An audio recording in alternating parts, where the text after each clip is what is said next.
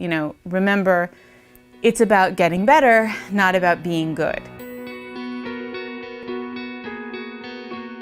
I think one of the first reactions that people have to hearing about the Get Better mindset is that sounds nice, but I can't really afford to think that way. And one of the things that I try to do in presenting all the studies that I do and all the hard science about it is that really this is a way of thinking that you can't afford not to do. You're doing yourself a tremendous disservice, and you're not nearly as effective, you're not nearly as able to capitalize on all of your potential if you're not thinking in this way.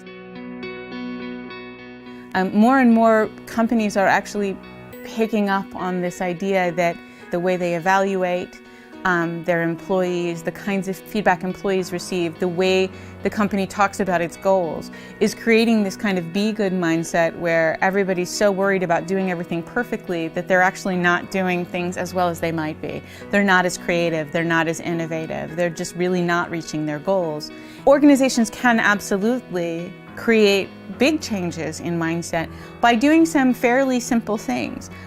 One of them is, again, sort of changing the language that we use to talk about our goals. So you can add words like improve, progress, grow, develop into the language that you use when you set company goals. So you can, as a leader in a company or as a CEO, talk about your company's goals as being about change over time and improvement over time.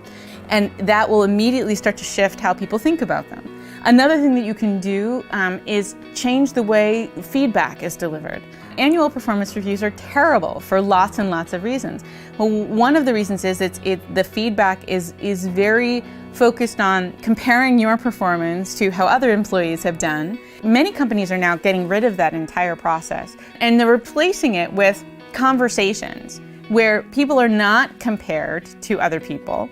The conversations are much more geared between a supervisor and an employee on whether or not they're improving, whether or not they're making progress, and if they're not making as much progress as they would like to be, how can the supervisor give them guidance? How can they be there to support that growth? For many companies, the idea of throwing out performance review entirely is a little too terrifying to take seriously. But then what you can do, even if you have performance review, is include some more conversations about growth.